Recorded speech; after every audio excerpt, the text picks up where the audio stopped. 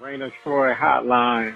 Alicia, Michael, what's going on? We know you have takes. We have takes. I'm actually surprised that your Rant Line, Rave Line, whatever, isn't completely full. Why can't we just win a game? Can I blame Michael Castillo for this? Can I blame Bob Connolly for this? Could I put on a zebra shirt and just go out there? Scratch, claw, up against the wall. Can't explain it what I'm feeling right now, guys. I can't believe it. Let's open up that Rave Line! Woohoo! Oh, I can't believe USC is 7-5 again. Oh no!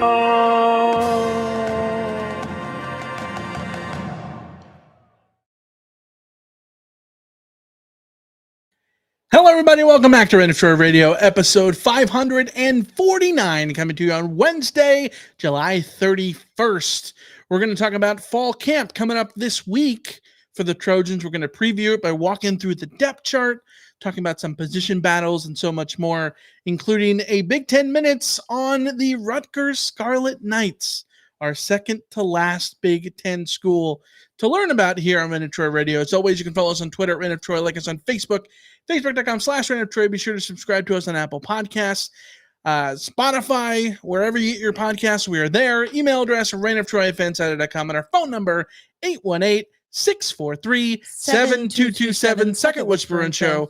I'm your host, Michael Castillo, along with my co-host here in the Rant Line studio in Los Angeles, Alicia Derritola. Hello, everybody. And we also have a co-host, a new co-host to intro today. You mean the zit on your nose? The zit that I have named Paxton. Paxton? You're going with Paxton? I'm going with Paxton. It's like Mount Vesuvius on my nose. I don't know if the people at home can see it because I've put a little pimple patch on it. Oh my! And it kind of like smooths it out. But he has a literal mountain. It's on his nose right now. And you won't let me pop the thing. And you shouldn't pop pimples though.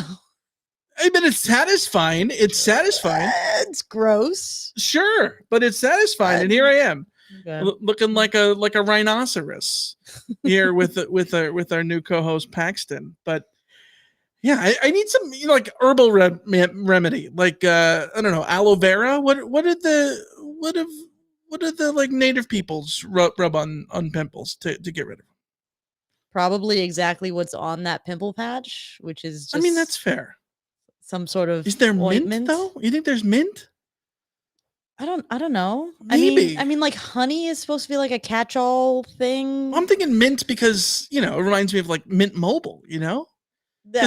I don't know about you, but like I love a deal as much as like the next guy. So I'm not gonna like subject myself to like a proverbial like DMV trip just to save a buck. If I'm gonna save a buck, it's gotta be easy, no hoops, no BS. So at least Mint Mobile said that they were gonna get us easy wireless for $15 a month with the purchase of a 3-month plan.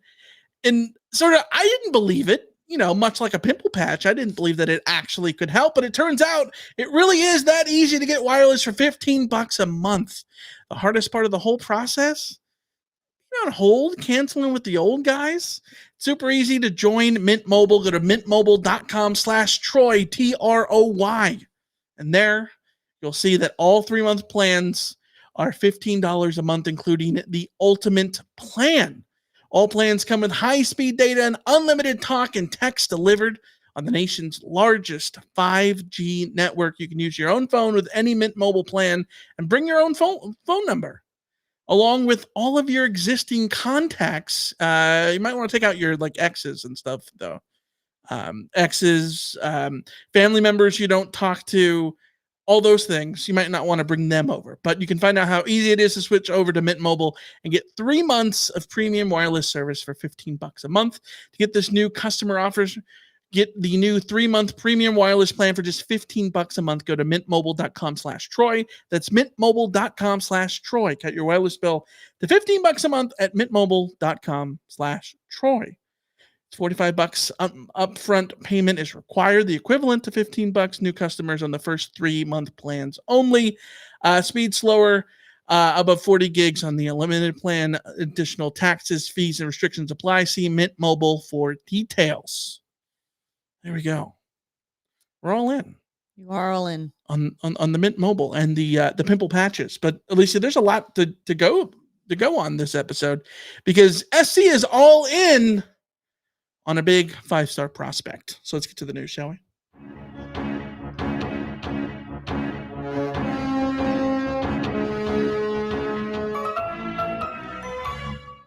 Let's start with the first one. A 4-star linebacker USC has gotten. Jaden Perlotti flips from Georgia to USC in the 2025 recruiting class. 6'2", 202 lubs from Buford, Georgia. He'd been crystal balled to Tennessee and Florida State. Talked about the Noles. The 165th rated recruit in the 24/7 Sports Composite. Flips with the Trojans. He had 55 tackles last year as a junior in high school, 8 tackles for loss, 2 sacks, 5 PBUs, and a pick. And Alicia, Greg Biggins had a lot to talk about him. Yeah, if you read Greg Biggins' evaluation of Perlotti, he says, in part, he plays with maniacal effort and motor and has a nice mean streak to him. He's a very twitchy player who reads and reacts quickly, can change direction, get off blocks, and is a huge hitter. Really doesn't have a discernible weakness and has all the kind of all-around game that should allow him to see the field as a true freshman. He makes me drool. So naturally, I read that and I look at some of his highlights and I'm like, yes, please. I would love to see this kid sign for USC. Not to be a downer here, but I do also notice that he is from Georgia. And flipped from the Georgia Bulldogs. Sure. And USC does not necessarily have a great recent track record of USC has a great recent track record of getting commitments from players from the state of Georgia. Sure. Keeping commitments from the state of Georgia is a much more difficult task. So good luck to Matt Entz. Good luck to anybody else who is involved in the recruitment of Perlotti. I hope to God that they are able to keep him until signing day. Is it better, though, that he's flipping from Georgia? Probably, because it is more rare for somebody to flip from a school to another school and then back to. I mean, it does happen, though, that somebody flips and then flips back. But I'm a little gun shy about the Florida recruit thing. I don't know. I'm not. The Georgia recruit thing. I'm not trying to be a downer or USC fans were always talking about how they complain when there's a 3-star commit and I don't want to get in the habit of seeing 4-star commits and doubting that USC can keep them. I'm not comfortable with this state of being. Pessimistic Alicia is out in full force. Given where USC used to be, where it felt like if USC got a recruit, I'd feel pretty good about being able to hold on to them. It's just that the Georgia guys just make me nervous. West Texas Mike says, if that's going to be your attitude, then you're not allowed to cheer for him, Alicia. I'm ready to. Did you read that description? Like this kid sounds amazing. At a position of need for USC, yes. Please. I want him to be a Trojan. I want him to want to be a Trojan. This will just be a theme of this podcast right now, this section of this podcast that I personally, and I know others, are nervous, anxious. I'm an anxious person to begin with. Recruiting makes me anxious, and this recruitment and others make me even more anxious than my normal anxious self. So that's where I'm at. Not negative, Alicia, not pessimistic, Alicia, anxious, Alicia. All right, let me just throw this out there for you. If SC gets Perlotti to sign after flipping from Georgia, and if they get Juju to stay committed as the 5-star quarterback, and then they get the signee of this next guy who committed to the Trojans this week, 5-star athlete / linebacker Xavier Griffin from Gainesville, Georgia, 6'4", 210 pounds. If they get all three of those, has that remedied the Georgia hex for you? Because I think it would. Absolutely. I think it would have to, right? Absolutely. It would very much flip the script of USC getting commits and not signees from Georgia. I think that narrative. It is born out of a very small sample size, relatively speaking. Yeah. So I don't want to blow it out of proportion. I just know that going head to head with Kirby Smart, with Dante Williams, with the program that they have down there in Athens, it's very difficult. I'm not saying that USC is doing something wrong. If USC is getting the local guys and taking the swings for these Georgia guys, I'm perfectly fine with that. My worry is how much, to put it in college football 25 terms, how many recruiting hours are they devoting to players that realistically, I don't know how we can expect them to stick. So like I think that would be a fair criticism, but that's not a fair criticism right now when he's committed. That's sort of a looking into the future. And Roger Dodger does bring up a good point that USC got Walter Matthews, tight end from Georgia, who came to USC as a freshman this year. USC has gotten guys out of Georgia. It's just that like the defensive guys, the big heavy hitters that that Georgia is going to really, really go after you for, it's a scary sort of prospect. And Xavier Griffin, the 5-star athlete linebacker for not this coming cycle, but the next cycle, 2026, that's a long time to try to hold on to a commitment from an out-of-state recruit, certainly a high-profile out-of-state recruit. Now, the plus side is that USFootball.com did a write-up on his commitment and talked about his relationship with Eric Henderson and how that was really the bulk of the commitment. And I think that we have seen Eric Henderson from the example of the previous 5-star guys, the big time defensive linemen that he's gotten to commit. Eric Henderson is doing a very good job of connecting with these players, with getting them to feel comfortable enough and enthused enough about him and the program to commit. And that is certainly a very, very good start. I think USC is working against gravity here a little bit when Georgia is a national title winning program and USC is not right now. But Right. if USC is able to put in a good showing defensively this season, be nationally competitive, the better USC does. And we talk about, there's sort of a weird wiggle room between, sort of a weird liminal space between the degree to which players care about the results of games and the degree to which they don't. And it's not always about whether or not you've won game X, Y, or Z, but there is an element of, if I go to USC, I will be able to compete for national titles. USC can't say that right now. Certainly not to the degree that Georgia can. And so they're sort of behind the 8 ball on that. But if they put in a good season, start to show that they're building, start to show that they're serious, start to show that Eric Henderson is producing legitimate NFL national level talents. It'll with what snowball. It will snowball. So in the position that USC is in right now, you probably have to maybe be a little bit pessimistic about whether or not they can keep a guy like Xavier Griffin committed for a year and a half. But the position that USC's in a year from now could be very different. And so like, I'm not saying there's no chance. I'm just saying that these are high risk, high reward pursuits. Sure. And Yeah. we will see if this recruiting strategy pays off for USC. So far, it hasn't. So You got to swing big to get big, though. Yeah. Like, right? Like, also, I love a guy named XG. yeah. As an analytics guy, XG is great.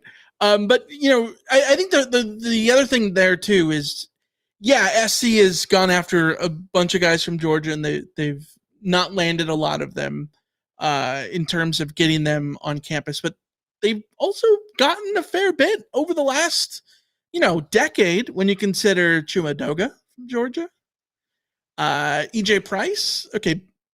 Maybe don't throw EJ Price in there, but Josh Imatorbhebhe.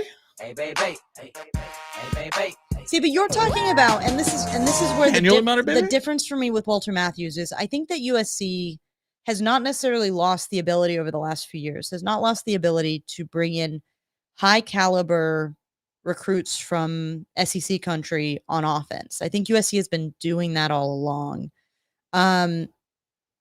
It's the high caliber SEC level recruits on defense that are the real test of whether or not you are a legitimate recruiting machine and whether or not your program is healthy enough to convince those. Like, you know, if you were able to convince Isaiah Gibson and Justice Terry, the big defensive lineman that USC had committed and decommitted, if you had been able to land them, like that would have been landmark kind of stuff. Like that's shots fired from a cannon at Georgia. Yeah.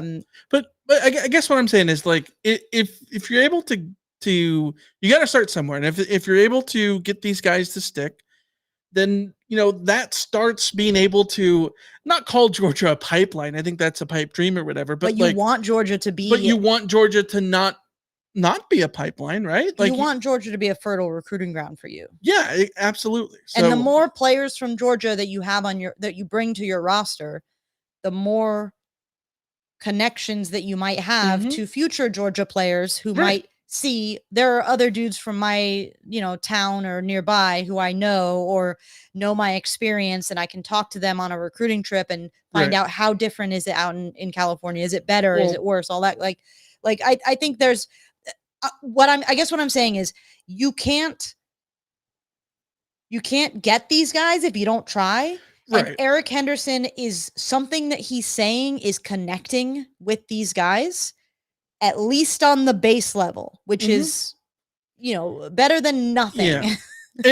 And I would say, not to talk about Pete Carroll too much, but look at what Pete Carroll did with Florida, right? Like, it sort of starts with Mike Williams, and then after Mike Williams, you've got a long list of guys from Florida, and then Florida was an option for SC for a solid decade plus. Even after he left, SC was still able to go out there, and Lane Kiffin's able to, flip Nickel Roby. He's able to, they get Leonard Williams. Like, Florida became sort of a viable option, and now it's weird that Georgia almost is at the same level as Florida in terms of developing talent, if not ahead, which is nuts, given that Florida's a bigger state. But let's talk about the other commitment this past week. 3-star corner Joshua Holland commits to the Trojans for 2026. 6'2", 170 out of Bosco. 405th ranked recruit in the 24/7 Sports Composite for 2026. Greg Biggins commented that he has a high ceiling because of his size, athleticism, and skill set, and projects as a high major Power 4 prospect with an NFL ceiling. See, seems good.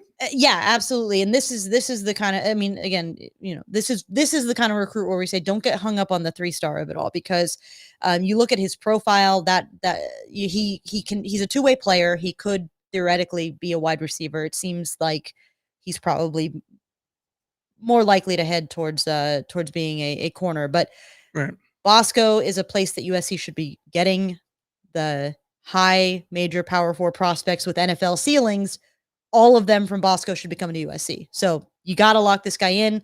You don't know if he's going to become, from a recruiting perspective, something bigger down the line. He's already pretty highly ranked for a class that's still a year and a half out. More of that, please. Yes. I am very disappointed in myself for not having a Bosco sound on the soundboard. Just Bosco. How do we not have it? We gotta have it. That's up to you. Gotta add that for next week. Yeah. All right. Let's wrap it up on recruiting and go to the depth charts. Looking ahead to fall camp. Fall camp for the Trojans opens up on Friday, which means there's a lot of stuff to talk about in terms of the Trojans and how they're setting up for the fall camp. So let's walk through the depth charts. If you're joining us on YouTube, we are going to have some sort of graphics and walk you through that way. It's all snazzy. Yeah. Let's start with wide receiver. 3 different spots, of course, the X, the Y, the slot receiver spots. Alicia, where do you stand on the receivers as they stand right now? Because as it projects, you're looking at Deuce Robinson, Jacoby Lane, and Zachariah Branch sort of leading the way there. Yeah, and I want to clarify, this is my depth chart projection. This is based on just everything that I've absorbed over the last spring, based on my gut feeling. So this is not set in stone by any means. Sure. But this is my best sense of what I can guess, based on what we saw in spring, what we saw in the spring game, what we know about these players, what we know about their stature within the program, all of that kind of stuff. So, just to get that out of the way to start with, I think that USC's frontline depth chart here has an immense amount of talent. There's been a big discussion from Media Day, both Big Ten Media Day and USC's Media Day that happened earlier on Wednesday, about Zachariah Branch being a bigger part of the offense, coming out of the slot. 97 speed, baby. Getting some, more catches, more carries, more things outside of special teams contributions. But I think Jacoby Lane and Deuce Robinson are as exciting as they come for their profile of receiver, is sort of big body targets.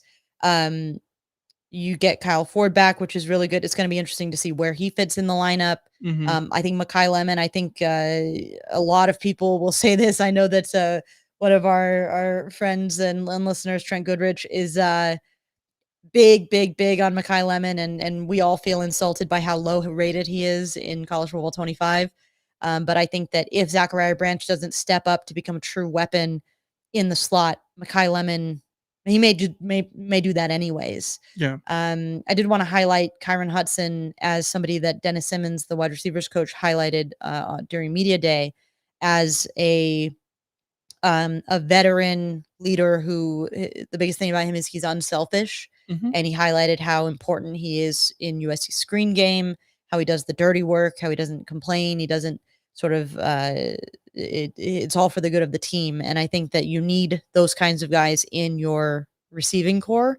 And it's one of the reasons why it's so good to have Kyron Hudson back, even though we're probably going to spend more time in the lead up to the season and during the season talking about Deuce Robinson and Jacoby Lane and Zachariah Branch, Makai Lemon, and all of these guys. But we also need to, give the due to those kinds of players like Kyron Hudson who, do the stuff that doesn't end up on the stat sheet.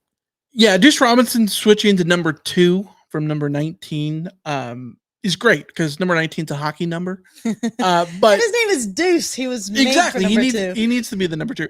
We've talked about it before. Like number 2 receivers at USC are very prototypical. They're all very similar. Your Kareem Kelly's, your Steve Smith's, your Robert Woods. They all were, clinical technician, route runner type of guys, right? Last year, Brendan Rice was not one of those dudes, but I think Deuce Robinson is very much similar to Brendan Rice. He's a big body who's quick for his size, and I think that that's going to allow him to sort of fit into that role. And so I love that he's wearing the number 2 to sort of just you can squint and tell yourself that that's just the evolved version of Brendan Rice, right? And I think the same is for Kyron Hudson, to the point that I wish Kyron Hudson wore number 16. Because I swear Kyron Hudson is going to be the Taj Washington of this receiving core, in that he is the veteran. Kyle Ford has sort of been here, a year longer in the sense, but he also went over to UCLA for a little bit. But he's the veteran, Kyron Hudson, and he's the guy who's just going to be sort of that unheralded dude who doesn't have, say, the first round project ability that maybe Deuce Robinson or Zachariah Branch could end up having. But I think he's got the ability to be a big producer in this offense. And I think when you look at the receiving core, and that we sort of talk ourselves into this every single year, talking about how deep the receiving core is, but this receiving core lost so much production last year, but they still have so many names that are intriguing. I think Kyron Hudson's going to be good this year.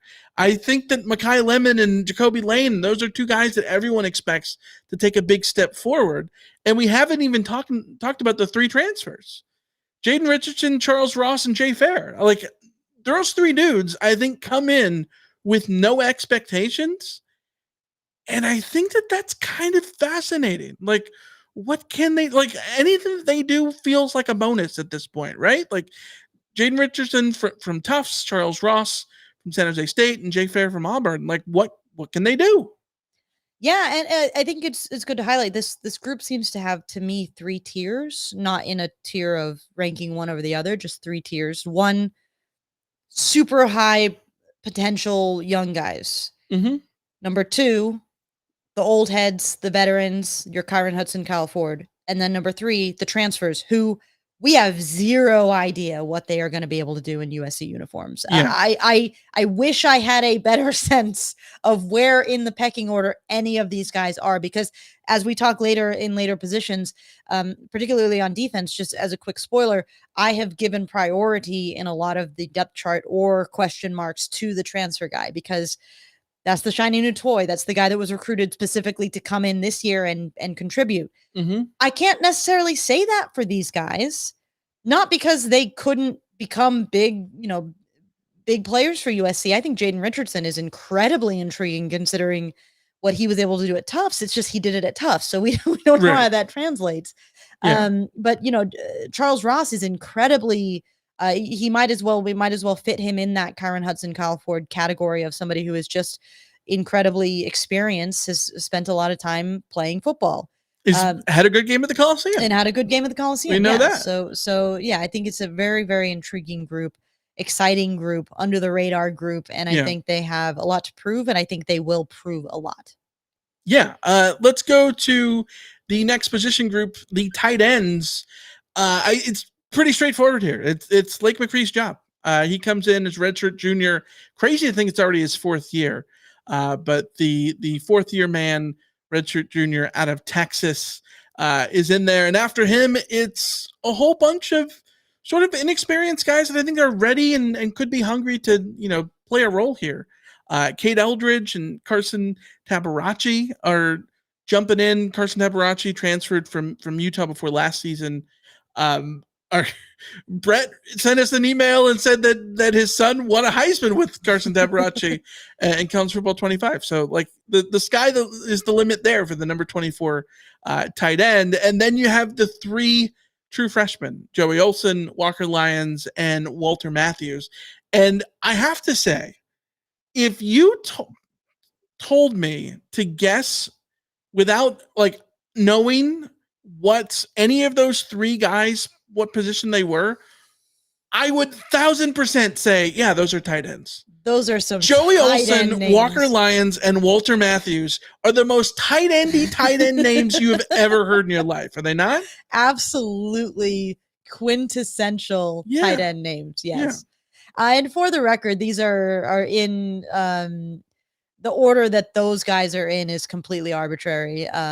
There's oars. I think that when we look at the tight end group, it is very clearly Lake McCree, and then sort of going by seniority by this depth chart, because that's usually a safe bet. But one of those 3 guys is going to pop. I will predict that now. I won't predict which one it is, because hell if I know. Yeah. They all come to USC with pretty solid recruiting chops. They all come to USC with a lot of reasons to be excited about them. I think that you look at somebody like Walker Lyons, and he's extra intriguing.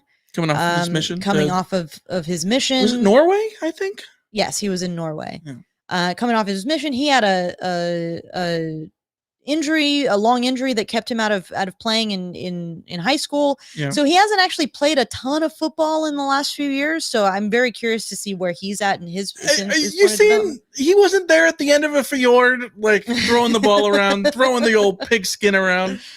Yeah, maybe. But eating canned fish and throwing the ball around in a fjord. I think that they'd be. But they've all got visuals. They've all got great size. They've all got, unlike, I think USC has brought in some developmental tight end guys in the past where it's felt like, okay, they really need to put on some weight in order to feel like they can contribute. I feel like all of these guys come in straight away and like are already more or less in their bodies. Yeah. And so I think that really opens up the door for any of them to start competing right away. But there's only so many, opportunities at tight end at USC. So exciting to see this group, exciting to see it so full, considering it's one thing we're going to be discussing throughout this is injury prone positions, tight end is. And so it's nice to have that kind of depth where I don't know if Kate Eldridge is ready to go. I don't know if Joey Olsen or Walker Lyons or Walter Matthews or even Carson Tabarachi are ready to be USC's number one tight end. Yeah. But I kind of like their potential. The odds are somebody will, right? Yeah, like the somebody odds, can step like up. you said, the odds are that someone pops. And I think that, there's not a lot of proven depth beyond McCree, certainly not. But this is also a position that is not the most sort of prioritized at sometimes. Certainly in the run game it is. USC is prioritizing it in recruiting, though, so that's intriguing. But in terms of production, it's not. But I think that it's going to be interesting to see how Lake McCree gets involved in the pass game because we've talked before. SC's breaking into rookie quarterback. Miller Moss is never started a home game before, right? Like so. Well, and Lake McCree was Miller Moss and Lake McCree have been together the whole way. Like they will have been scout team guys. They will have been, so there's a familiarity there that you've got to think is pretty solid. One thing I did want to say before we move on, Carson Tabarachi will not be available for the start of fall camp. Apparently, he's dealing with a neck injury. Lincoln Riley said on Wednesday. Supposedly, he will be able to come in at some point. I hear neck injury, and again, not pessimistic, Alicia, just anxious. Did you just call yourself Alicia? Well, I was gonna say anxious, and so my mouth was already over. Yeah. Tabarachi won't be available at the start of camp, so we don't know what that's gonna look like, but and how long it's gonna take him to get into a position where he can play. Yeah. But yeah, I don't know. Neck injuries scare me. Yeah, absolutely. Trojan Fight says, can we get some 12 personnel in the field? Maybe even 13. With this, I mean, again, why keep recruiting tight ends if you don't intend to occasionally do 2 tight end sets? Like if USC only wants to live in 11 personnel, they don't need this many tight ends. Yeah. So the fact that they've brought in 3 freshmen, which is really 2 freshmen, but they brought in 2 tight ends every year over the last couple of years. That says something to me. I don't know. Yeah, for sure. Let's go to the next group. We got quarterbacks. We talked about Miller Moss. Jaden Mayava is the transfer from Nevada, Las Vegas, the Running Rebels. He's a redshirt sophomore. He's going to wear the number 14. Of course, Miller Moss wearing Matt Barkley's number 7. Jake Jensen bringing him in the rear in the 3rd quarterback spot. Redshirt junior, originally signed at BYU and then transferred to Contra Costa and then came to SC that way. But it's Moss against Mayava this fall. It's Moss. Yeah.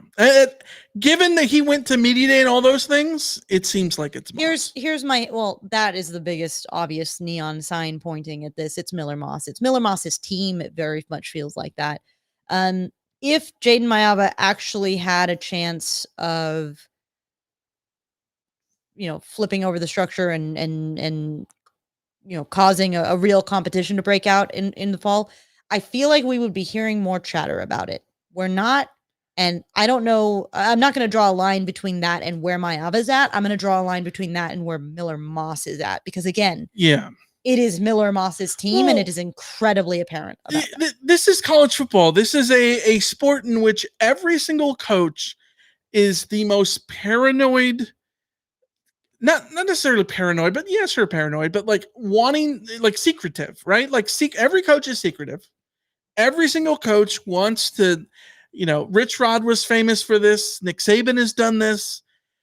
Not want to tell you anything about their coaching battle. I mean, their quarterback battle, right? Like, not want to tell you who's going to start until you see it week 1 and who goes under center or in the shotgun on the first snap of the game, right? And I think it would be very easy for Lincoln Riley to go down that route and still favor Miller Moss, but do the whole act, do the whole charade, and not let anybody know until we know. Even if we sat here and said, yeah, we think it's probably going to be Miller Moss, but like, even if it was this whole thing, and he has done none of that. He has done nothing to make it seem like as if this is going to be a big surprise thing, which I think is very telling, because every other coach seems to not do that in this instance, which means that all the faith is in Miller Moss going forward, it seems. Yeah. Also, we do have a mistake up on the board. Yeah, Moss is a redshirt junior, for the record. Roger Dodger in the chat says that Miller Moss is a redshirt junior, not a senior. Yeah. Sometimes we have typos. There's a lot of RS, SR, RS, SO, RS, JR. Like, there's a lot of them to keep track of. So yeah, a lot of copy and pasting. Yes. Let's go to the next one. We talk about the running backs. Speaking of where the mistake went, there we go. Woody Marks is a redshirt senior. So there you go. Another typo. And Woody Marks is not wearing number 7. Oh my God. Look at all the typos. Just get rid of us. Like, we are terrible people here. Woody Marks wearing number 4, the transfer from Mississippi State. Then you got number 0, Quentin Joyner, the sophomore, Amarian Peterson in number 22, and Brian Jackson, the 2 freshmen, with the Lendale White number 21. Where you stand on the running backs? I feel good about the running backs, mostly because the last 2 years USC has brought in transfers to fill in at running back, and the last 2 years those have worked out magnificently. And I'm here for whoever they decide is the next guy. Like, I'm on it. He's Woody Marks and Quentin Joyner, I think, can be USC's next Marshawn Lloyd and Austin Jones, or Travis Dye and Austin Jones sort of pairing, with Amarian Peterson being sort of a little bit more of a wild card for me about how much he's going to be involved in this rotation, considering that USC has more or less stuck to number 1 guy, number 2 guy, and then, not really had a 3-man rotation yet. Yeah. I was kind of excited. I was looking through Twitter, and at the Draft Room NFL, I don't know much about this account, but they do draft content. They said, I'm confident Woody Marks is in for a career year at USC. Lincoln Riley's offense will give him way more opportunities to show off his strengths as a zone runner. And he posted a video of great example here of his vision and one-cut ability as he spots the gap and hits it hard for a 37-yard score. So this highlight's doing it for me. So yeah. Yeah. Long live Woody Marks. By the way, he wore 7 at at Mississippi State. So it's kind of right. That's sort of where the 7 came from. Yeah. Or copy and paste from copy Miller and paste from Miller Moss. Yeah, we're not going to get into the process. You mentioned the last couple of years SC has gotten big running back transfers, Travis Dye, and last year with Marshawn Lloyd. And those 2 guys were great. Keontae Ingram the year before. Like, SC has gotten these guys to sort of plug in and hit the ground running. And I think that there's no reason to think that these guys can't do it again with Woody Marks. And Quentin Joyner and Amarian Peterson have looked good whenever we've seen them in spring games or, in late in games or whatever last year. So I think the running backs are just going to take care of themselves, which is a good position to be in. If anything, maybe you want a little bit more depth. You'd want like a 5th guy in there, but I think they're in a good spot. I think they're in a good spot going forward. Let's talk about the offensive line. Let's go left to right. Left tackle, Elijah Page, you got. Left guard, you're projecting Emmanuel Pregnon. Center, Jonah Monheim, the only returning starter on the offensive line. Like, devout starter on the offensive line. Mason Murphy's in here too. But right guard, Alani Noah, and right tackle, Mason Murphy. Alicia, let's talk about the O-line. What do you think? So Elijah Page is pretty clear to me that he's the left tackle. Certainly after his Holiday Bowl performance, that fits. No problems there. Emmanuel Pregnon, it was not necessarily great last season. It was a little bit shaky, but it was his first season in the program. He posted some pictures of him in the weight room. I mean, of his sort of gains over the offseason, and he's definitely been one of USC's bigger physical transformations of the offseason, which is really good to see. I am hopeful that he, having been in the program for a year, knowing the system, knowing the chemistry with the other players. I gotta jump in here really quick. He did start 12 games last year, so he's a returning starter as well. He's a returning starter, yes. Not necessarily a high level starter for USC, certainly replaceable many times at USC. Realistically, if USC had better options, I'm not trying to slag the guy off or anything like that, but if USC had a better option, I think that he would have been in danger of losing that starting job easily. Part of that was about USC not really having others to replace him and many others on that offensive line who were struggling at times. But he comes in this year with a more defined role, I think, with a more focused approach, with more experience at USC with this system, and playing alongside guys that he played alongside, last year. And I think that'll do very well for him. And I think it's telling that when there is discussion of where the battles on the offensive line are, I don't necessarily see left guard being brought up. I see right guard being brought up. Yeah. Yeah. And at right guard, it's Alani Noah. You have slated in there. So fair bit of action as a true freshman last year. Here he is in year 2. And Gino Quinones is someone who I think is going to battle for that position, who we know is the backup center, missed all of last year with an injury. And here he is looking for sort of, I don't know, is Gino Quinones like locked in as sort of the sixth guy for you? Like someone who can just kind of bounce around and you can move at center, you can move to guard? Yeah, that's what it feels like, so long as he comes back okay from that injury. Yeah. The timeline on that is still not super clear to me, so that's my big question mark with Gino Quinones, but it's very clear that they are going to have him working at center as sort of a backup plan to Jonah Monaheim, which is a vote of confidence in him, I think. Right. He's going to be in the competition for right guard, which they've basically said that that competition will involve all of the guards, basically. So Noah Quinones and Amos Talalele will be battling for that spot. So USC has a lot of options there to see who comes through.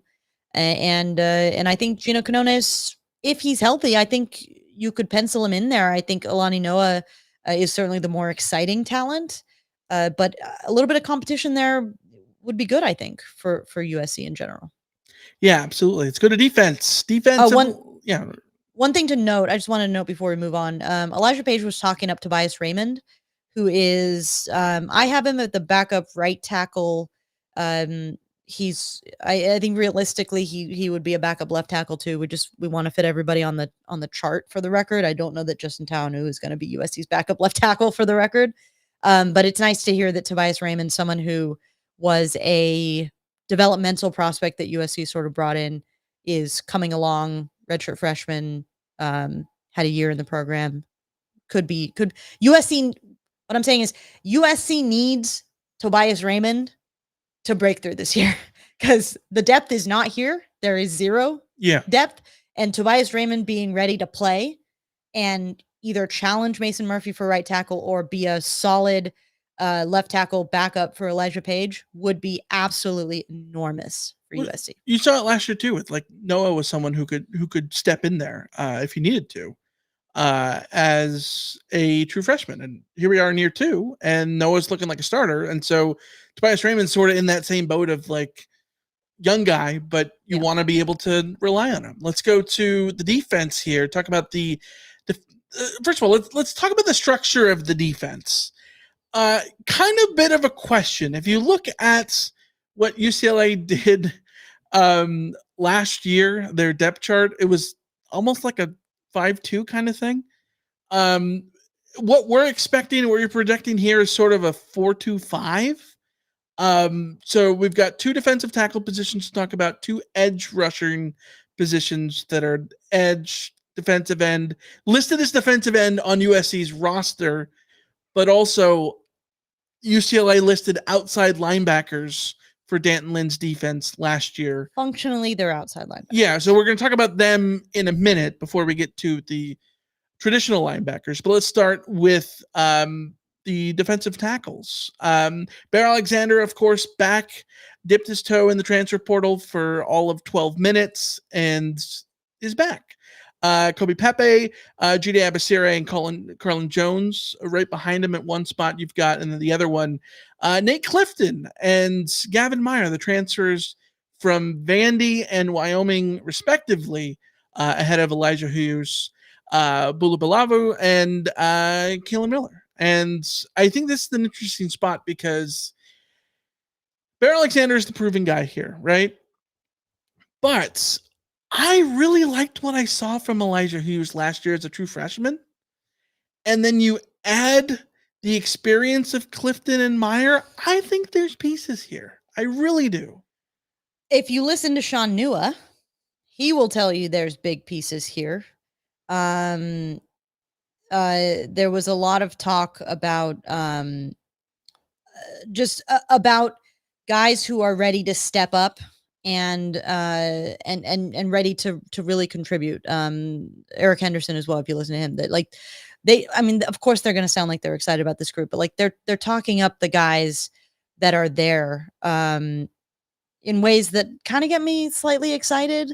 I think it's very clear that Bear Alexander, Nate Clifton, and Gavin Meyer are going to be the primary rotation here. But Elijah Hughes, Connor Morissette tweeted today that Elijah Hughes told him he's gained so much weight that his old clothes no longer fit. He arrived at USC at 260, and he's now up to 293. So he's a dude who's filled out his body now as a sophomore, might really be ready to take that step up. Kobe Pepe is as close to a space eater as USC has. Mm-hmm. I'm very curious if USC had a Jay Toya type true nose tackle, if we would see more of a 5-2 look from this defense. I suspect the 4-2-5 of it all is personnel based, but it might also just be a decision for the way that they want to play. I don't know. I'm not in those meetings. But yeah, there's a lot to like, especially about the young guys. I think I've been disappointed too many times about young guys coming in. It's like, yeah, they're going to be the guy. They're going to be establishing the defensive line. It's going to feel good. And then they sort of don't work out. But, we renew that hope every year. And I think Jude Abasire and Carlin Jones are certainly two that have caught my eye as guys that I'm sort of excited to see how they come about. Yeah. We mentioned 4-2-5. Really, it was like a 2-5. We mentioned the 5-2. It's really like a 2-5 that UCLA was technically using last year, where you had the two linemen, but sort of like 5 linebackers, which we sort of still have on our roster. When we get to on our little depth chart, when we get to the linebackers, you'll see 3 spots, and we'll sort of be able to explain how Alicia's projecting that part out. But yeah, I think there's a lot of things to like inside. Let's get to the outside guys, the guys on the edge, defensive ends, edge rusher, outside line, whatever you want to call this spot, rush end, elephant man. I don't know, pick a name. Jamil Muhammad, absolutely one of the guys I think to keep an eye on, a returning starter last year, number 10 for the Trojans outside there. Came in from Georgia State and had a great Boffo first month of the season last year. He looked great, and then absolutely nothing. It was dead silent from him, from Solomon Byrd, from a lot of the guys on the outside edge. You just didn't hear much about those guys because SC was, leading the world. Them and James Madison leading the world in tackles for loss and sacks, and then couldn't do anything the last 2 months to get those negative plays defensively. So you expect a lot here, because when we talked about Danton Lynn and what he did at UCLA, so much of it came on those outside linebacker positions. That's where Leatu Latu was. That's where the Murphy bros were getting a lot of play. And here you are with Jamil Muhammad leading one side, the other side sort of up for grabs. But Anthony Lucas is there, Braylon Shelby. As long as you don't have him in coverage on a wheel route. or give him help on that. I don't know. Yeah. Listening to USCFootball.com was broadcasting some of the scrums that the defensive coaches were doing, so I got to listen into that, and I liked to hear what Sean Nua had to say about this particular group, in part because we've said this before. There are a lot of times where you'll see or hear quotes from coaches where they have been fed a name. A reporter asked specifically about Zachariah Branch, and so they're talking about Zachariah Branch. I think it always is interesting to me when a more open-ended question is posed and a coach starts naming names, because that tells us a little bit more, because they're coming from the coach and not being fed. So when Sean Nua was talking about, he was obviously the high-level guys, Anthony Lucas and Jamil Muhammad, but he specifically called out Solomon Tuliaupupu, Kobe Pepe, who's obviously defensive tackle, Sam Green, and Devin Tompkins. I think that's really good to hear, because those are guys that USC needs to be depth guys. Like, those are guys that USC needs to be viable depth guys who can help USC go long in games and not lose out when they need to sub out their sort of higher end guys like your Braylon Shelby and Anthony Lucas and all of that. The better those guys are, the better USC will be. I do want to call particular attention to what he said about Solo, who has had a long road. You were pointing out this is his third season where we've had him listed as a redshirt senior. So that's fun. Yeah, he's on his 7th year of eligibility. Yeah. So what Sean Nua had to say about Solo is something that I really like, because I kind of want this to be the philosophy of the team, is that the thing that he loves about Solo is that he loves the game so much that he keeps coming back. Like, I am shocked, to be honest, and have been shocked every year for the last 4 years that we haven't seen something about Solomon Tuliaupupu retiring from football. And every time he comes back and not just comes back to be a linebacker, trying, reimagines himself as a defensive lineman, even playing some interior defensive line for USC last year, which was nuts.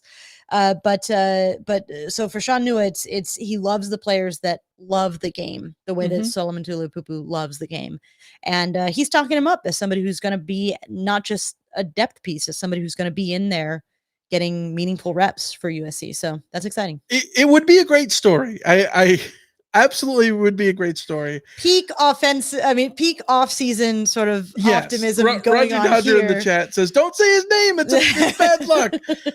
Yeah, the game of football has been begging Solomon Tuliaupupu to retire for the last 28 years. And he's like, "No, I'm not doing it. I'm not. It's that Wolf of Wall Street. I'm not having leaving."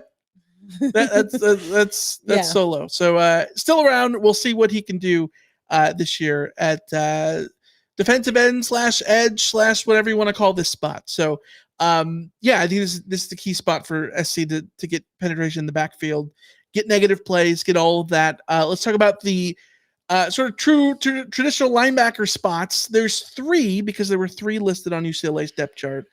But Alicia, you're interested about the 4-5-2 nature of it and whether or not there might only be 2 in certain packages. There's, of course, you have the Mike, the Sam, the Will.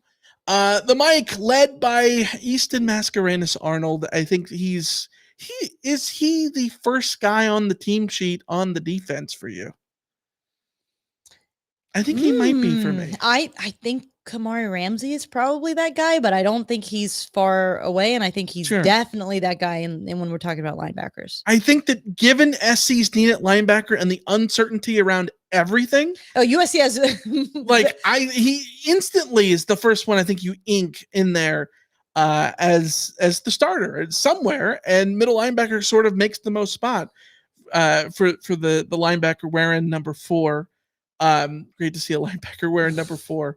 Rajon Davis behind him, and Desmond Stevens, the second true freshman, wearing the number 21, just like Stuart Cravens, at middle linebacker. On the weak side, Mason Cobb, followed by Garrison Madden and Elijah Newby. Alicia, Mason Cobb is someone who sort of has an interesting fall in front of him, huh? Yeah, I thought it was interesting listening to Matt Entz talking about how the person who's probably benefited the most from Easton Mascarenas Arnold coming to USC is Mason Cobb, because he's taken things off of Mason Cobb's plate and is allowing him to play faster because he has to worry about less, which to me says that Mason Cobb, who was playing Mike last year, is now like fully the will technically. Yeah. Was he also just in a system that just didn't cater to his strengths? Well, there was in a system that was clearly asking him and every other linebacker to do too much, or to do things that they didn't know how to do, or to do things poorly, whatever it was. The entire system was predicated on having the middle linebackers, or the linebackers in general, just in the wrong spot at all times. In like, and every single one of them, it didn't seem to matter. Well, I think the key one for me is the Shadur Sanders touchdown right before the half at Colorado, where Rajon Davis gets in. Everyone raves about Rajon Davis because, like Jamel Cook, like insert backup quarterback here, like the guy who's not getting the time that everybody wants in there, right? Well, he gets in, and then Shadur Sanders scrambles on a draw and runs 25 yards for this touchdown. Rajon Davis nowhere to be found, not necessarily because it was his fault, but because he the way they line up, he gets taken out of the play from a miscommunication, and it's one of those things where you're left sitting there like, was that on Rajon Davis? Was it on somebody else? Did he go to the right spot and somebody else was in the wrong spot, which makes him look like he's in the wrong spot? Was it on Christian Roland Wallace who was running around? Like, I don't know, but like every play that USC gave up on defense last year, you looked at it and you're like, why are these guys doing this? Like, I don't know. I'm not the biggest X's and O's guys, particularly on defense. And yet you can just see that there's uncertainty around the linebackers. It got to the point where it couldn't possibly be an individual. I mean, obviously they're all responsible for how they play. But everybody was in the same boat. When it happens to literally every single one of them, no matter which position they're in, no matter what context, it was all of them collectively. Right. And as Roger in the chat is saying that Cobb was frustrated by playing with linebackers who had no idea what to do, and he was trying to cover for the other linebackers and pulling himself out of position. And it's like, yeah, I'm sure that was happening to all of them too. Like, when you think you know what your job is and you're trying to do your job, but then you notice that somebody else is not covering something. So then you are now split of mind and trying to, put out fires everywhere. Either you're all going to look bad together collectively. And whether it's the fault of one person or the whole collective, like at a certain point, it didn't seem to matter, because you can't blame an individual when we saw a bajillion linebacker combinations, young guys, old guys, veteran guys, walk-ons, everything, and they all were making the same exact mistakes. So the only time all year that the linebackers made plays was against Cal, and that was when Eric Gentry seemingly decided to say, F it, I'm just going to do my own thing. I mean, yeah.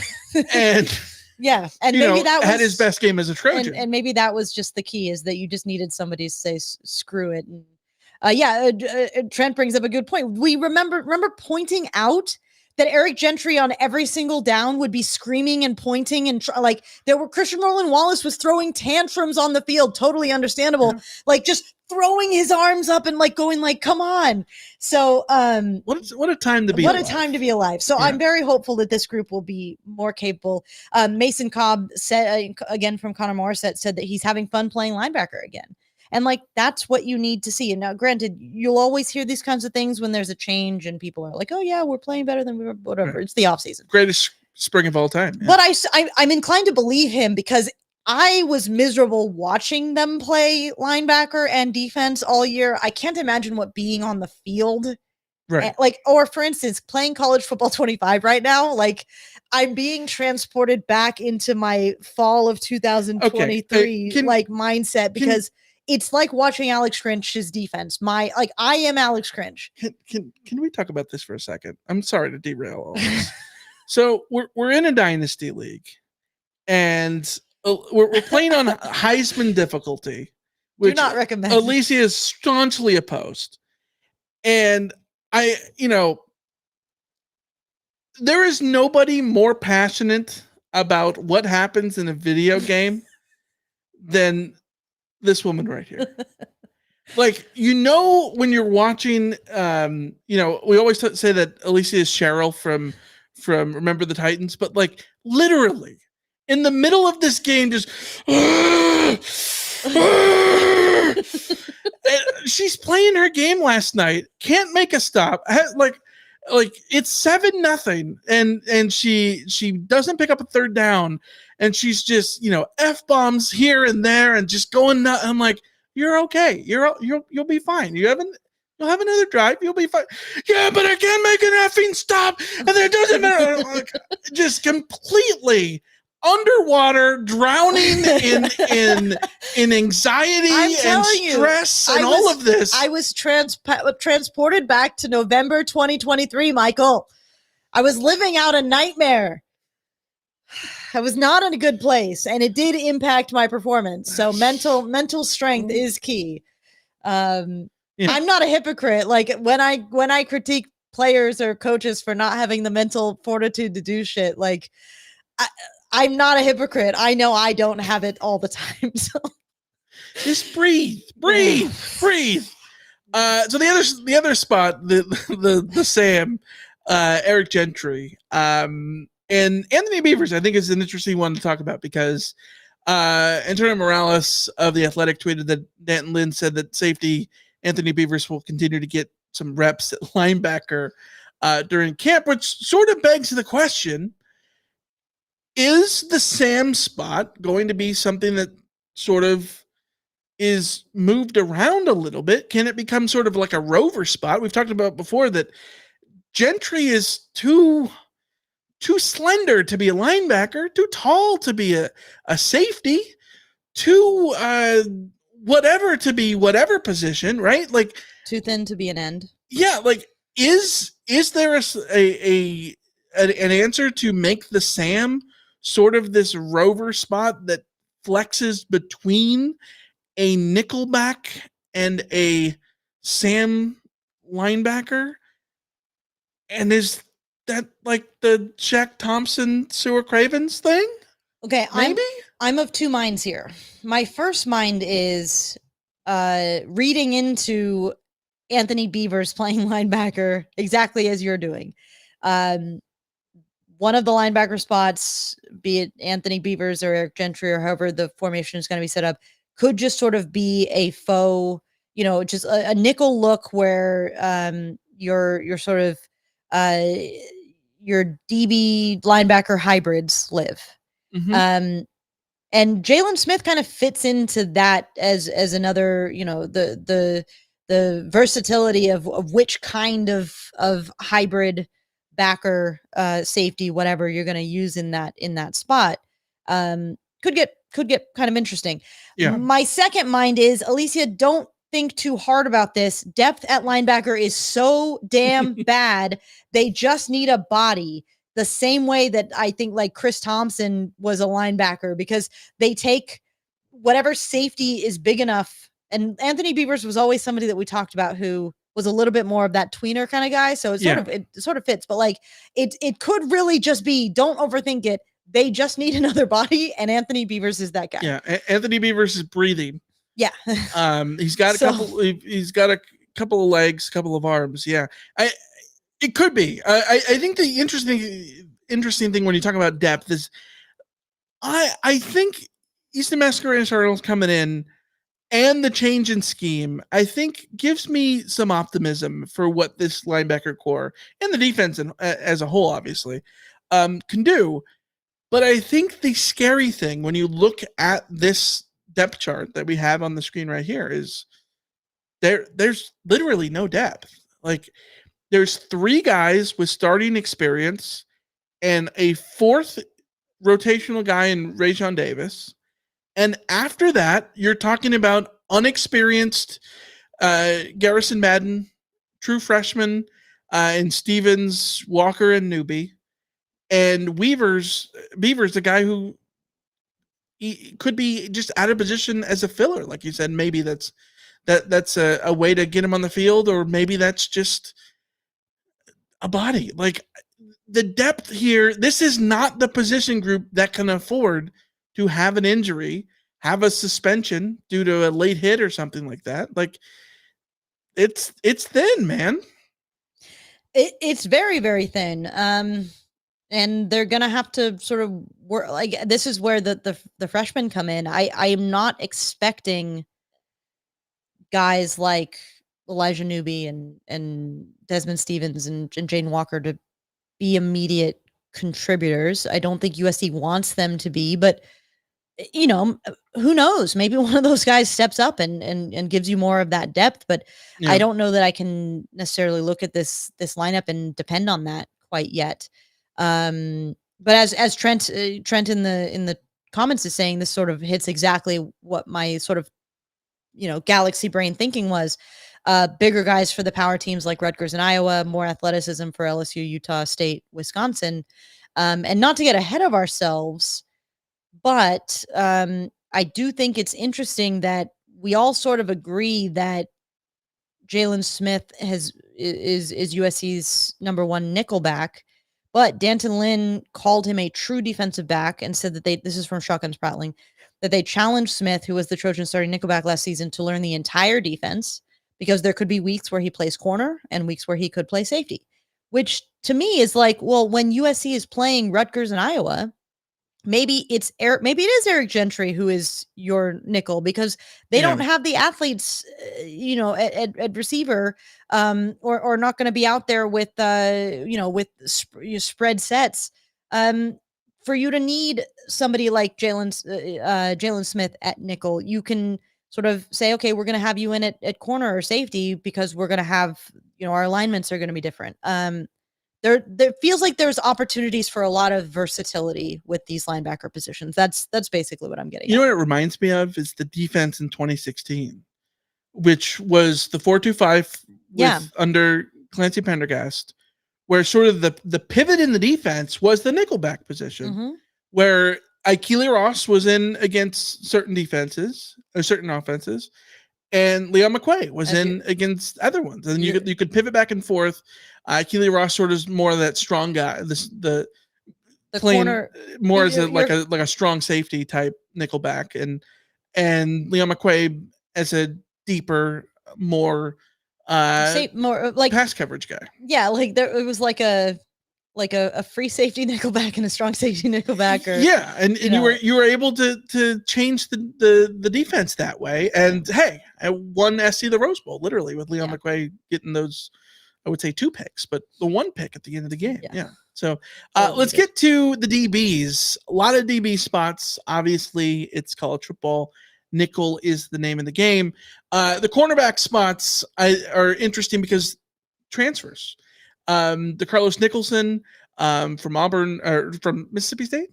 Yeah, Mississippi State. Yeah, comes in at one corner spot. John Humphrey from UCLA at the other. Both of them 1 year to play one.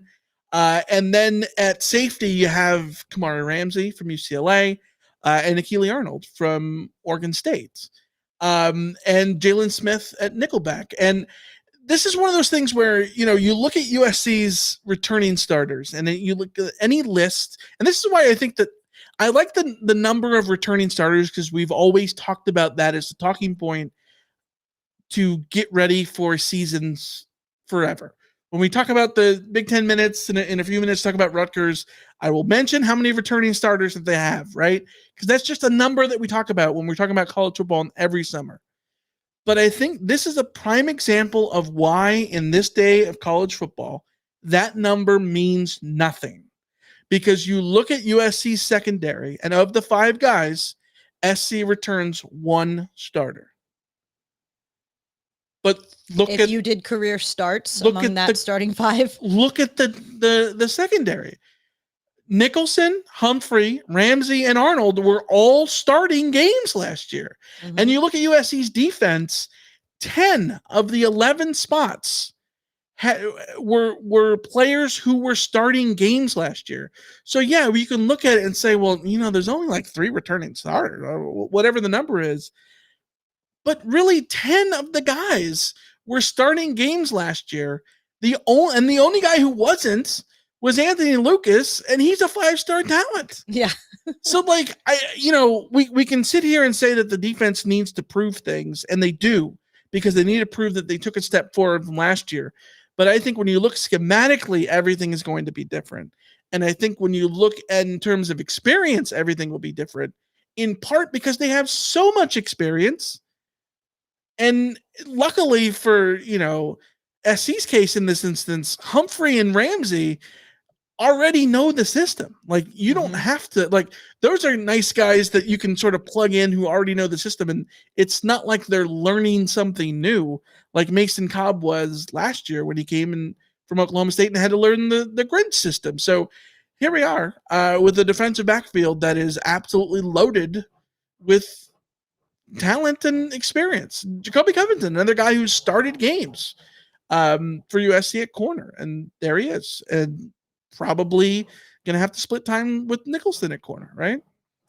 Yeah, of all of the position groups, the splitting time opportunities in this are very, very high. I would say that unless they have an FR next to their name, there are very few of these players who I couldn't imagine being part of a rotation.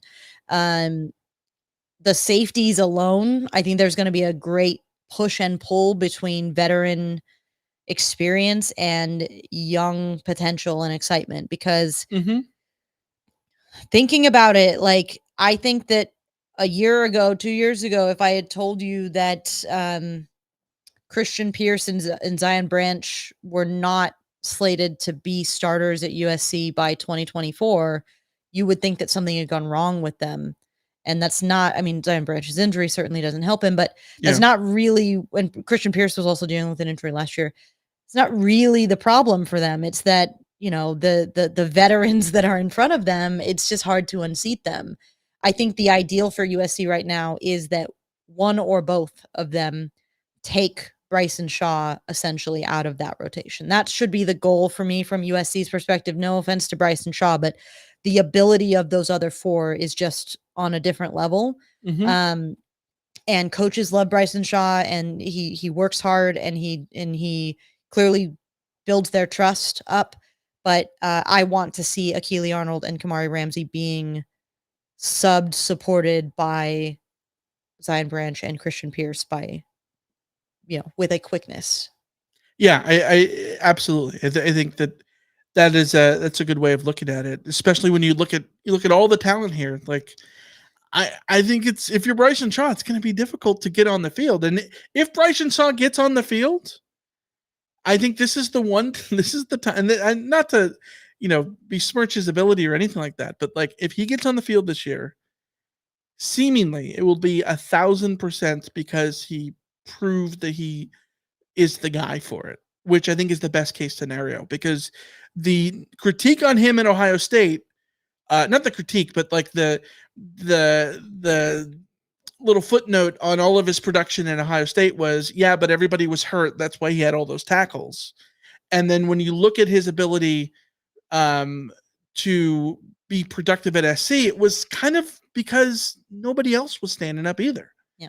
But he might also benefit. I mean, like, he might benefit from the new system. He might benefit from the system not being a system that literally exists to have the linebackers not know what they're doing, to have the defensive backs in a constant state of confusion, and the safeties putting out fires left and right. So, like, I don't know. Yeah. Maybe Bryson Shaw turns out to be USC's defensive Taj Washington. Let's have some fun. There you go. It could happen. It could happen. So that's the depth chart. That's how things are looking forward to fall camp. Let us know your thoughts. Hit us up with your emails, randomtroyfanside.com. Phone number 818-643-7227 to give us your thoughts about fall camp and the depth chart coming up forward. Who are you looking forward to seeing most and all of that? Alicia, there's a lot more to get to here on this episode, because we've got to get to everybody's favorite segment. Certainly, like, my favorite segment, which is a Big 10 minutes, shall we? A Big 10 minutes. We're talking Rutgers, or as you might know them by their government name, Rutgers, Rutgers, the State University of New Jersey. Founded in 1766 as Queens College, one of 9 colleges chartered before the American Revolution. They're British, baby. Queen's College, founded in 1766, became Rutgers College in 1825, became Rutgers University in 1924. I think the interesting thing here is Rutgers is Rutgers, the State University of New Jersey, in the same state as Princeton, but Princeton's original name was New Jersey College. What? It's weird, right? It's weird. All of these college naming conventions are all pretty dang weird. So this is par for the course, bro. It's all weird. Okay, where is Rutgers located? This I find fascinating, and I wonder if this is the Big Ten version of Stanford, because where is Stanford located? It's technically not Palo Alto, even though we all say Palo Alto. Is it technically not Palo Alto? No, it's technically Stanford, California. Oh, okay. Stanford, California is a census designated place or whatever it is. But where is Rutgers located? Because Rutgers, the Rutgers Scarlet Knights, the Rutgers that you know and all of that, is technically Rutgers University, New Brunswick. That is the campus. That is the UC Berkeley of the Rutgers system, right? Rutgers University, New Brunswick. I always heard Piscataway. It's not in Piscataway. It's in New Brunswick, even though it's not all in New Brunswick, because they have 5 campuses that are all on different parts of the Raritan River. And some of it is on the part that butts up against Piscataway, aka the Palo Alto in this instance. So where the football stadium is closer to Piscataway than New Brunswick, but it's technically still Rutgers University, which is in New Brunswick. But is it one of those things where it's in the general, it's up near Piscataway? I get, maybe this is one of those things where you got to get off the train in Piscataway. I don't know. Either way, if you're a Scarlet Knight, if you've been to Rutgers, if you go to Rutgers, let us know. Are we crazy for being confused? Let's talk about the Scarlet Knights. Why are they the Scarlet Knights? Well, first of all, they started as the Queensman College Queensmen. They were the Queensmen when the first ever football game in the history of this nation took place in 1869. They were the Queensmen. Because of Queens College, obviously. Started in 1925, they became the Chanticleers because of an old campus symbol that had the Chanticleer on it. Chanticleer was also sort of a nod to the local on-campus radio station. This part of this research, by the way, comes from a message board post from 2002, which is crazy that still exists. But by the 1950s, they grew old of the name the Chanticleers. They didn't want to be related to it being a chicken. The number of major college football mascots that are literal chickens is pretty funny. Chanticleers, cocks, chickens, hens, whatever. It's insane. The Knights was chosen as a sort of campus-wide selection process in 1955. As the most boring, and I say this as a Notre Dame Knight, the most boring sports mascot you could possibly choose next to Wildcat. Yes, but I think the most interesting thing here is the Scarlet part, the Scarlet Knights. Why are they the Scarlet Knights? Because at one point they called themselves the Scarlet. And Scarlet because way back in the day, in 1869, before that football game that they were going to play against Princeton, they needed something. So they needed something to differentiate themselves from Princeton. What did they do? They wanted orange because they wanted to acknowledge the Dutch kingdom. But they couldn't find any orange fabric anywhere. They only found scarlet, and scarlet was easier to set themselves apart. They wore scarlet. So they literally grabbed scarlet handkerchiefs. They wrapped it around themselves, wrapped it around their heads. They wore them like turbans. So that 1869 football game between Rutgers and Princeton, in the birthplace of football, Rutgers students were wearing scarlet turbans for that game, literally. So we weren't that far off from the Orange Knights. Yes, they could have been the Orange Knights, but alas, they are the Scarlet Knights. Another weird Scarlet Knights fact, they won back-to-back national titles in powerboating in 1933 and 1934. No word on motorboating, but we know that they won in powerboating. Let's get to the fight song, The Bells Must Ring. March, men of Rutgers, down the field today. March to another score. Forward to the fray, fights, men of Rutgers, as in days gone by, fights for the scarlet flag, over the rest must fly. Are you rah, rah? Are you rah, rah? Hoorah, hoorah, Rutgers, rah. Upstream, red team, upstream, rah, rah, Rutgers, rah. Keep Rutgers colors to the fore, for they must win, so fight, fight, fight, and we'll advance some more to score. The Rutgers flag flies high tonight. All right, all right, all right. We'll fling the scarlet banner out, and the Rutgers men will fight, fight, fight, fight, fight, fight, fight. The bells of the Queens, each victory shouts, the bells of Queens must ring tonight. Go Knights. There is so much going on.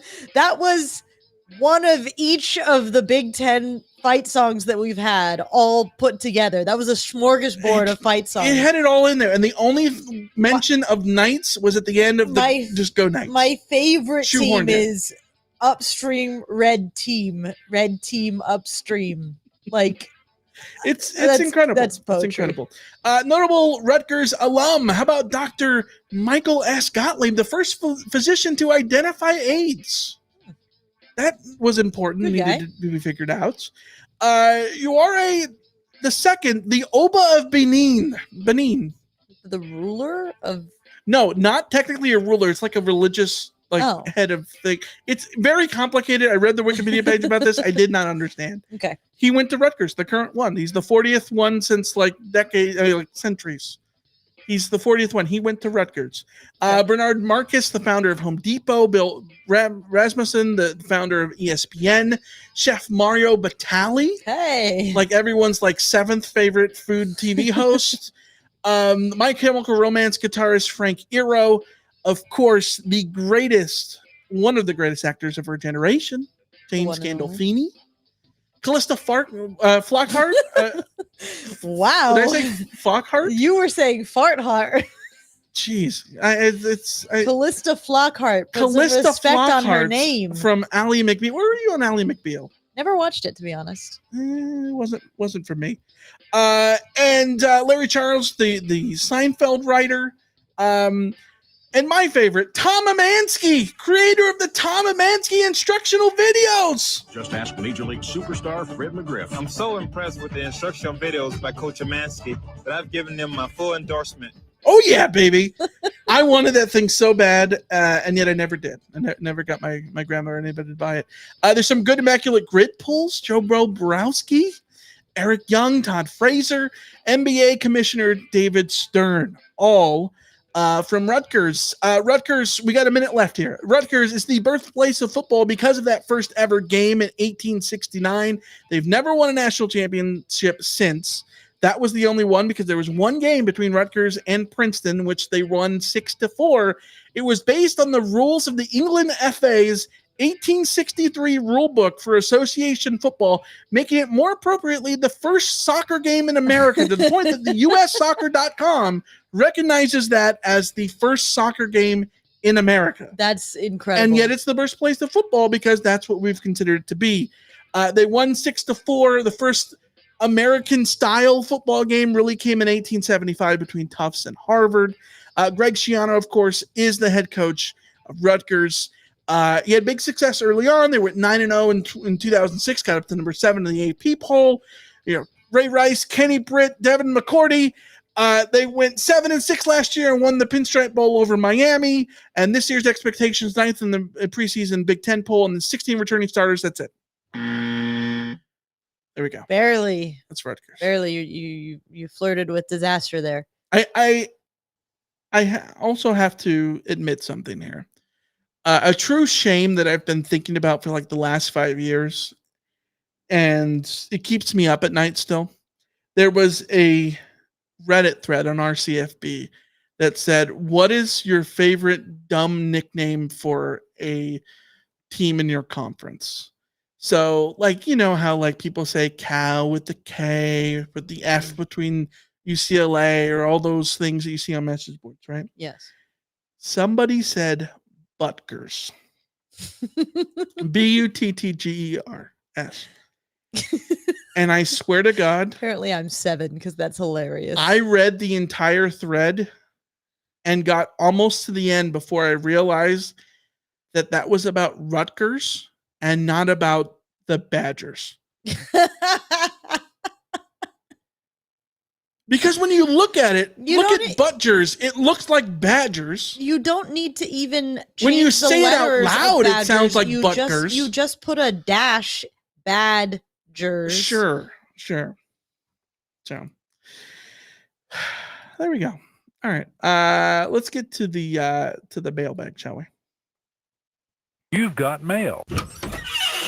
All right. Actually, before we do this, we've got a special guest on camera, folks.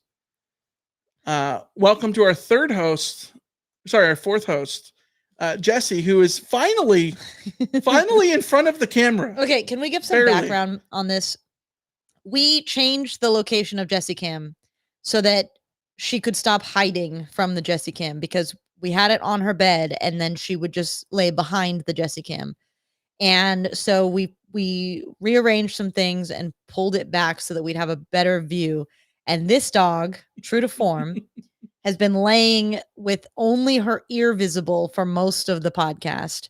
When I swear to God, when I'm over here working just as normal, she will lay on that bed for hours.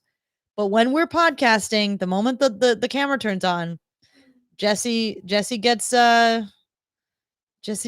camera shy. So we're gonna keep working on the location of the Jessie Cam so that she can't hide from it. We're gonna work on tilting it down so that you can see her when she's laying in front of that desk leg. But she's gone. Yeah, she's gone. She's just too camera shy. She's so camera shy. Yeah, just a little too camera shy. That little Jessie. All right, let's. Ron Murdy says, which position group needs to have the most depth coming into and out of fall camp?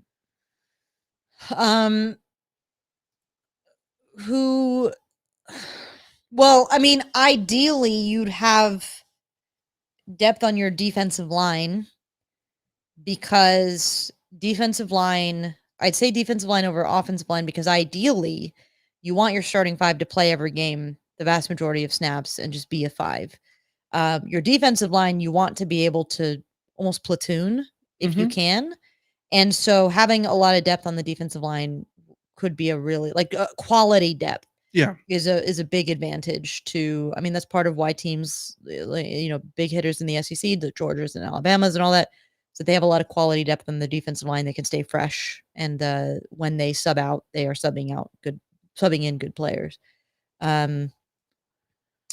Realistically, I think that USC is most in need of depth on the offensive line. But yeah, I'm gonna say linebackers. I mean, yeah, because there isn't a lot of depth in terms of numbers. So I think that you need those guys to be able to be capable. You need Rajon Davis to go in there at any time and be able to play. And you need Garrison Madden.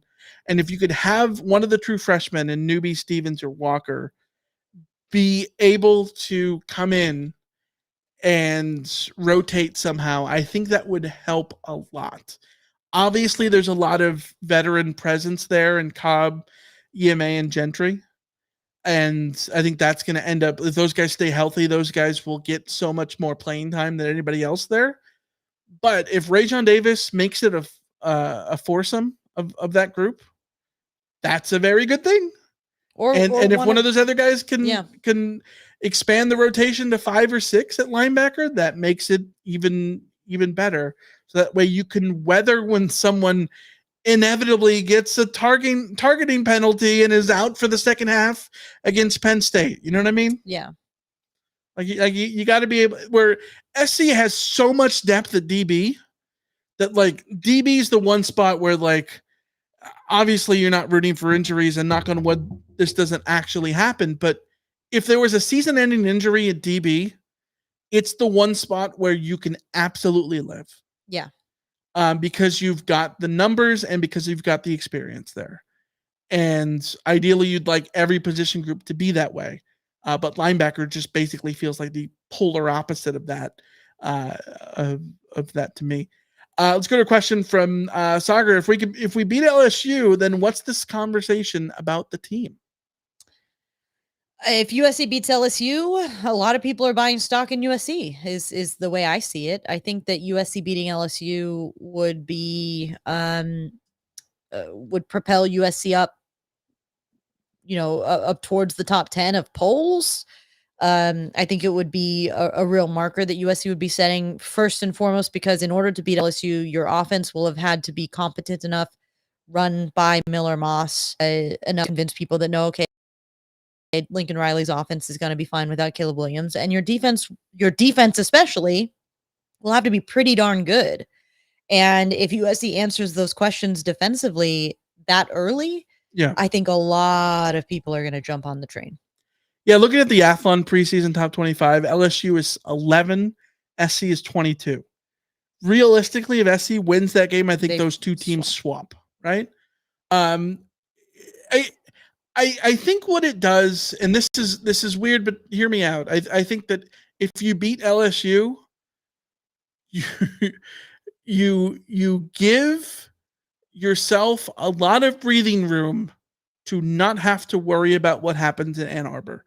And obviously, the way college football is, winning the conference matters more than anything because there's automatic bids now. But I think SC does not want to go and start this season 1 and 2. Yeah. You want to be, in an ideal world, be able to split LSU and Michigan. Well, and obviously you'd love to win both of them, but like you want to be able to split them. And I think that won't necessarily be the national conversation. I think winning either one of those, I think, is a giant feather in the cap of this team's chances this year at being competitive in the Big Ten. But if you beat LSU, I think that's a great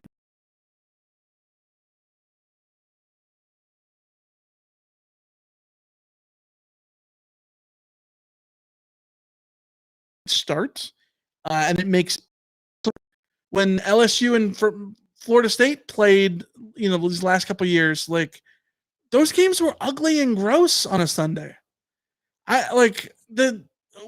Was there a lot of people putting a lot of stock into that game? No, like Florida State beat LSU last year and it never got talked about. At the end of the year, when people wanted to validate Florida State, that wasn't a game that people were using to validate them to get into the playoff. So I don't know that it matters beyond the eye test. And to that perspective, like I think the most relevant thing for SC realistically, regardless of winning and losing, is looking like you took a big step forward. If SC loses the game 24-21, it's a hard-fought game. They don't turn the ball over. The defense looks very competent, and you lose 24-21 to a team ranked number 11 in the country away from home. Like, all right, like that, I don't think that's a bad thing, and I think you earn a lot of benefit of the doubt there. But a win does it even more so. I think Lincoln Riley needs the win personally. Sure. Yeah. But as Kenny points out, the 2016 Texas versus Notre Dame game, Texas jumped immediately to 11th. And I think it would be something very similar to that. I also agree with Kenny in the chat who says that USC would be considered a playoff contender 1,000,000%. The thing about beating LSU is it's not just, like you said, going to Michigan is no longer a situation where USC is going to like automatically pick up a loss, but USC goes to Michigan and plays Michigan tough, and they can still get in the playoff. Well, if they beat LSU. You don't want to walk into the big house all pucker butt because you've got this scenario where you could start the season 1 and 2.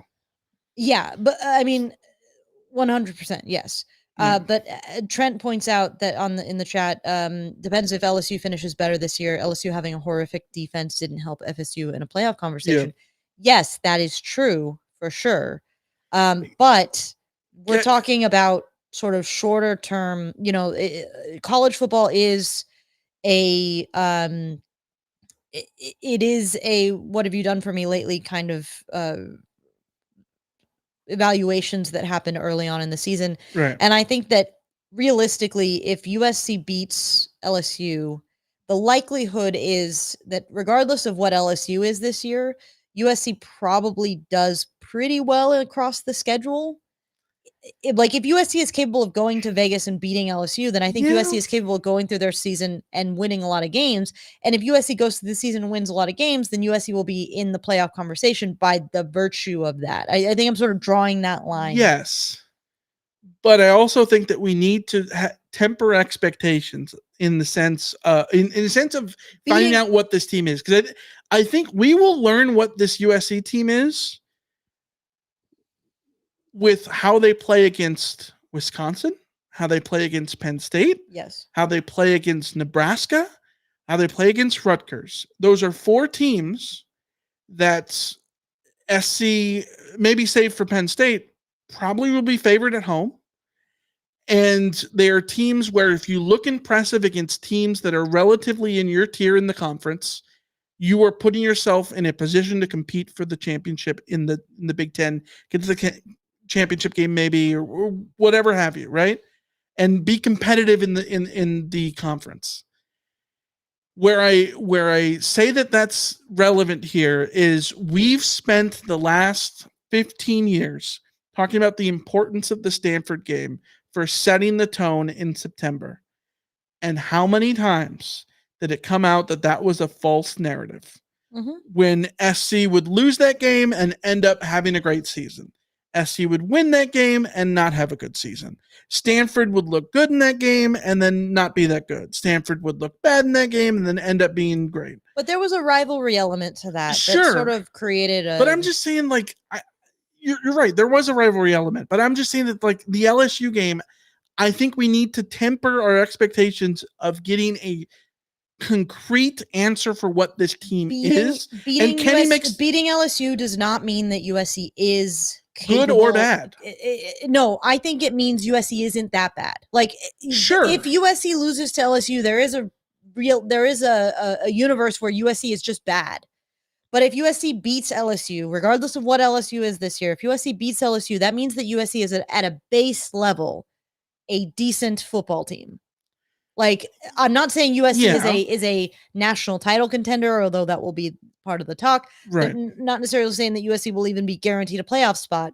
But to me, it means if USC goes on the road, into a neutral site and beats a team like LSU, which is even if they have a bad year, they're still an SEC caliber team with SEC caliber players and a head coach that you and I both think is a very, very good coach in Brian Kelly. If you beat a Brian Kelly team with SEC talent in a neutral site, you're not a dumpster fire. And that's a bare minimum.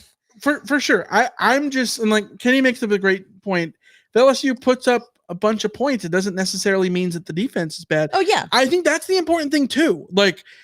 I think USC's defense is going to be very good this year compared to last year. Will they be very good on a national perspective, national scale? Maybe not, whatever.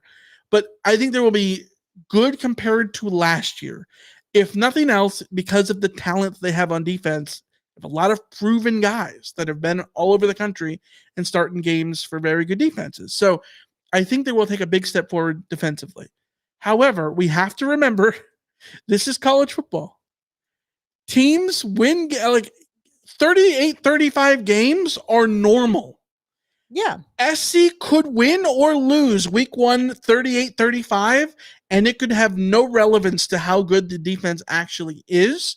That doesn't mean that the 38 or 35 points that SC gave up against LSU in week 1 is equal to the 38 points that they gave up, or however many it was but to UCLA last USC year. could also hold LSU could shut out Sure. LSU, and it doesn't mean that the defense Absolutely. is 100% fixed. Like that you're getting into the weeds on this. I know. Like, we're talking about broader perception. Just saying it's fine to talk about broader perception. No, I get it. I get it. I'm just saying, like, let's not expect to have like some major. Like we're gonna Michael, sit here, Michael, we're gonna sit here and have Michael, takeaways I in the hate to tell you CarCast. this. I hate to tell you this, but guess what? People react to the results of football games, and they will react to the results of football games. And we'll be here in the CarCast talking about how it was drawing conclusions about whatever happens in that game. I know, and it's perfectly fine to do so. I know. I'm just saying. Okay. All right. Okay. All right. Cameron, off topic, says, what are your thoughts on the first week of the new season of Big Brother? I like it when they cast people who are a little bit unpredictable and weird, and the cast seems to be working for me. It's been pretty entertaining. There's always some problematic stuff, but I think on a scale of the problematic things that Big Brother has had to deal with in the first week of recent seasons, I'll take Angela being a little bit loony over anything else. Angela's Angeline. That's for sure. We got an email from Tony in Denora, PA about the F1s. 2 emails, and I will read you these 2, and I think it says everything. Michael and Alicia, this is Tony from Denora, PA. That's how you finish a 1-2 in a race as teammates. There was no moving over and letting the other guy win the race. Great finish. Fight on. That's, of course, in reference to Mercedes finishing with number 1, Russell, and number 2, Hamilton. Another email comes literally 26 minutes later from Tony. This is Tony from the Nora, PA. I just heard that Russell was DQ'd for an underweight car. That hurts. Fight on. Yeah. Thank you, Tony, for emailing in as always. Yeah. That's that sucks. Them's the breaks. The rules exist for a reason. I hate having like a podium celebration and all of that kind of stuff, only to just, kidding. My favorite talking point of this was a Reddit thread that I saw that said that if George Russell had peed himself in the car, would the car have been overweight? The weight of his pee. Yeah, so the weight of his pee had helped. And it sounds funny. But then you have to remember, like, this is a really stupid question because the car is weighted, I believe, with the driver in it. Yeah, that's true. So like the pee is there whether or not he's there or not. Like, it's peed out of him. The pee is there. It's accounted for. No, secondly, but don't they weigh the car and then they weigh the drivers? I thought they weigh them separately? I think they weigh the car with the driver in it, and then they weigh the driver to subtract the weight of the driver, which means that the P would factor into the weight of the car. Sometimes they drive onto the scale. I don't know. Either way, the other thing is no driver is peeing for like 24 hours after a race. You know how much they sweat? There is no pee. He did not have a gram of pee in his body. Pee. There is zero pee. Pee does not exist. Yeah. You cannot pee after a race. But all right, welcome. And that's gonna wrap up Pee of Troy, everyone's favorite podcast.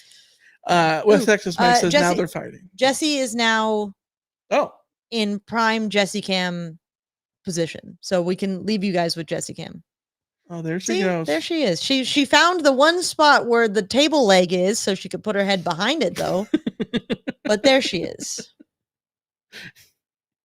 Yeah. Off the IL, as Kenny said, because she had a really bad blister last week, and it was very sad. Yeah, right on her little paw. But all right. Until next time, we will see. Hey, next week, the last time we get to talk about what do you call it? Big 10 minutes? Big 10 minutes. The last one, talking about Wisconsin. So tune in for that. We're going to do the beer barrel polka. I can't say that word. those words. I don't know what words you're trying to say. But The other word I cannot say is the word I was trying to ask you earlier. Say earlier. The one that's like colloquially. Colloquially. Now you've got me. Colloquially. Oh shoot. Colloquially. Oh no. You've colloquially. How the hell? I knew how to say this word before you said it. Colloquially. That's it. Colloquially. Colloquially. Okay, whatever. We'll be back next time. Until then, see ya. See ya. See ya.